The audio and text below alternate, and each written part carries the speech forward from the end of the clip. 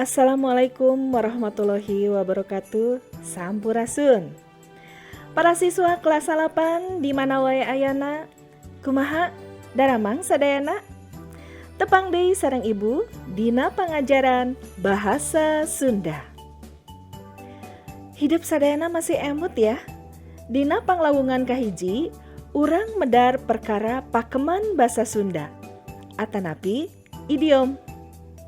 Dinten ayeuna urang lajengkeun ya. Parantos siap? Yuk urang kawitan.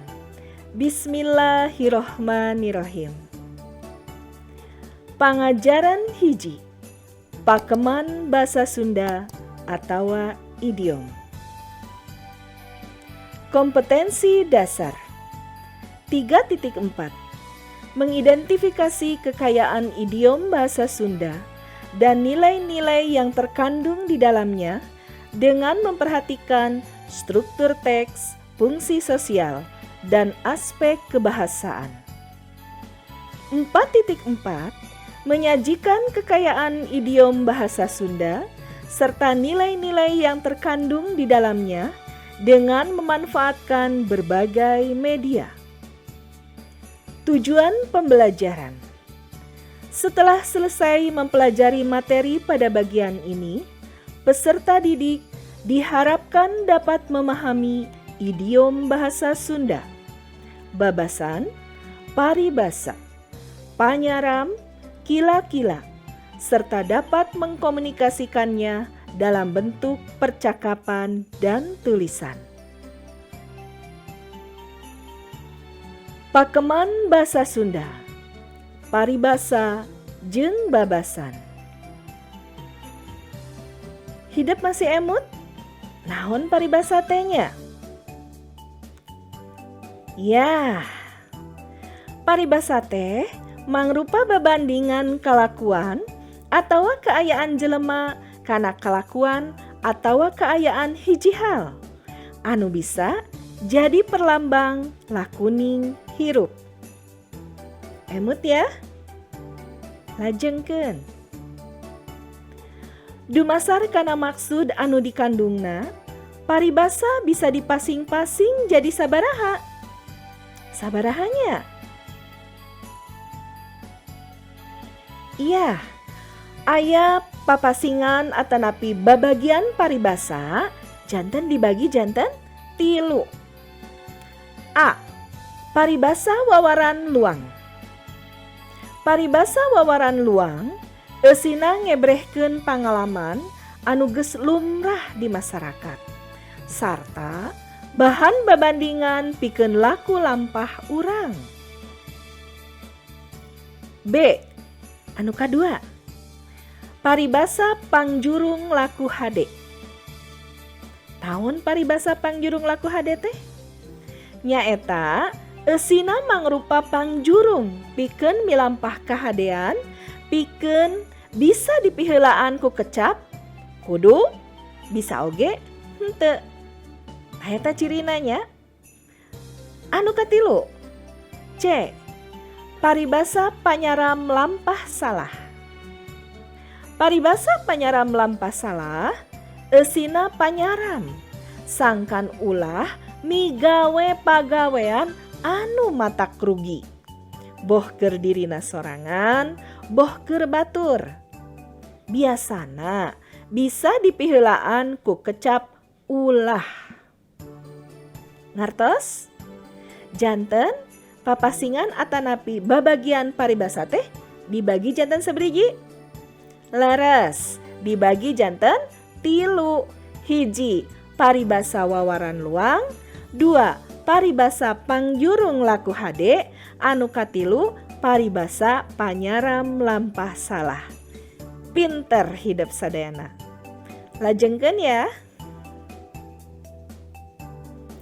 Naon wae contoh paribasa wawaran luang teh? Naon nya? Paribasa wawaran luang contona hiji, mapatahan ngojai kameri.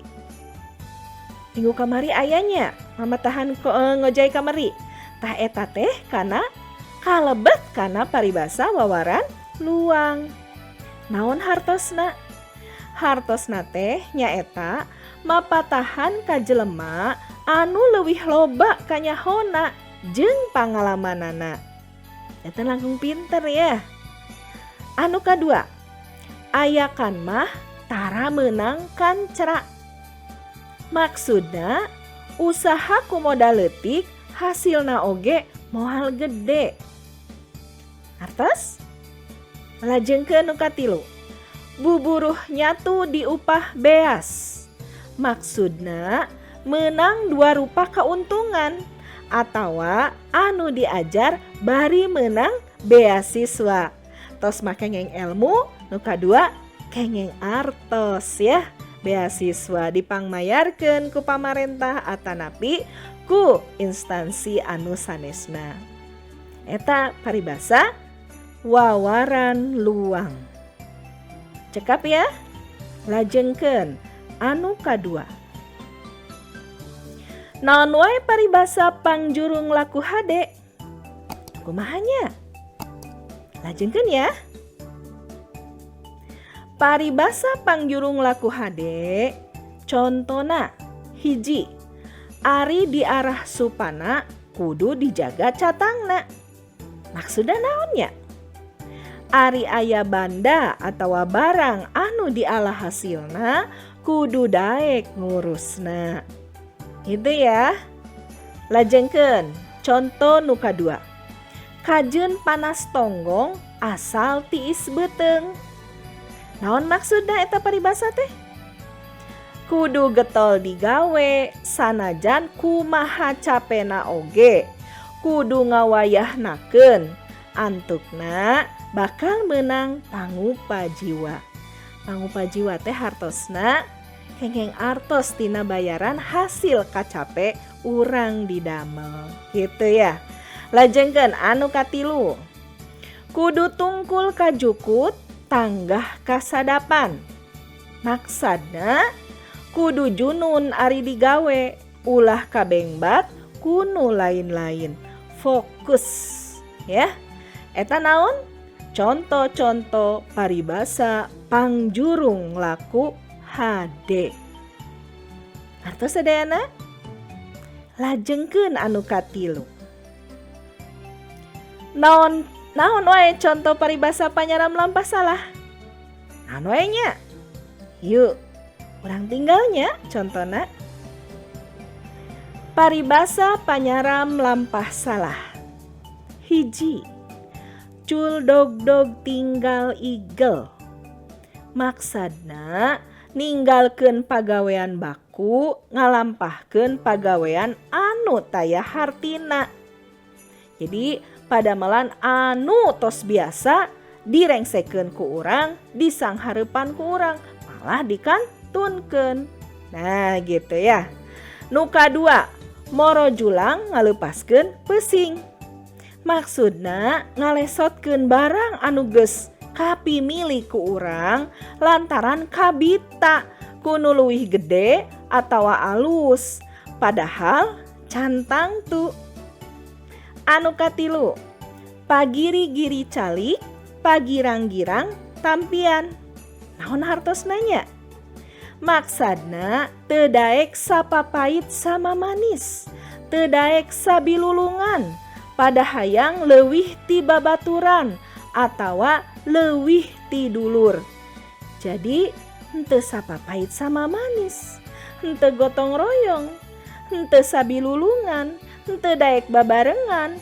Eta paribasana pagiri-giri calik, pagirang-girang tampian. Padahal urang lamun yang hareupan hiji masalah teh kudu ngahiji. Kudu ngahiji siga sapu nyere. Sapu nyere ngahiji. Jadi bersih dipake sasapu. Ya, sapertos gitu. Harus bersatu dina bahasa Indonesia mah. Ngartos sadayana? Lajengkeun ya. Naon ari babasan? Masih emot kamari? Iya, babasan mangrupa babandingan kaayaan, kalakuan, atawa pasipatan jelema Ari anu jadi babandingan nama bisa jelema, bisa sasatoan, bisa oge tutuwuhan. Kumahanya contohna? Yuk urang lajengkeun. Kumaha contoh babasan teh? Hiji, awak sampayan. Maksudna jangkung leutik tur pantes bae lamun make baju. Eta awak sampayan. Anu kadua, bengkok ti koro. Maksudna teu kabagean kadaharan anu ngeunah lantaran teu datang atawa datangna telat. Matakan upami aya dina hiji acara ulah dongkapna ulah telat, engkena bilih bengkok ti koro teu kabageanna naon ya. Akhirna ngegel curug gitu ya. Lajengkeun nu katilu. Basa mah teu kudu meuli. Maksudna taya gorengna upama urang ngeunahkeun hate batur ku basa. Da basa mah teu meuli gitu ya. Nah eta marupikeun salah sahiji ibadah oge lamun urang tiasa nyenangkeun, ngeunahkeun hate batur gitu ya. Lajengkeun nomor kaopat. Kawas gaang katincak. Naon maksudnya? Maksudna repeh sabada harita lantaran ruas atawa embung kadenge kuno anyar datang. Sok upami aya gaang ujug-ujug jempe lamun aya nu ngaliwat. Nah jadi kawas gaang katincaker kadenge sorana raeng ujug-ujug jempe. Tah eta teh maksudna repeh jempe teh nya sabada harita. Jadi langsung jempe lantaran reuas atawa embung kadenge kuno anyar datang. Ngartos? Lajengkeun nu kalima. Asa kabur pangacian. Maksudna kacida reuasna nepi ka teu puguh cabak. Nah gitu. Grogi dina bahasa Indonesia. Ngartos sadayana? Urang lajengkeun ya. Iya.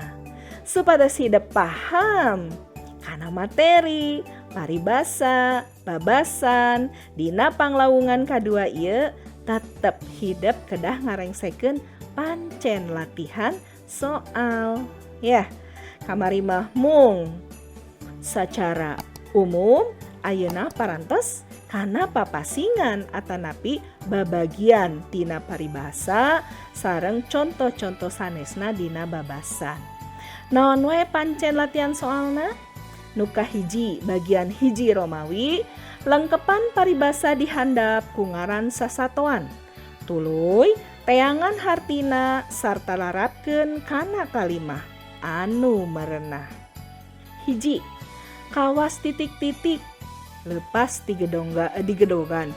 Eta eusian ku ngaran satonya. Nah, nu kadua, sagalak-galakna titik-titik tara ngahakan anak sorangan. Tilu, teng manuk teng anak titik-titik kukun cungan. Opat, kabeureyan mah tara kutulang titik-titik. 5, moro titik-titik ngalepaskeun titik-titik.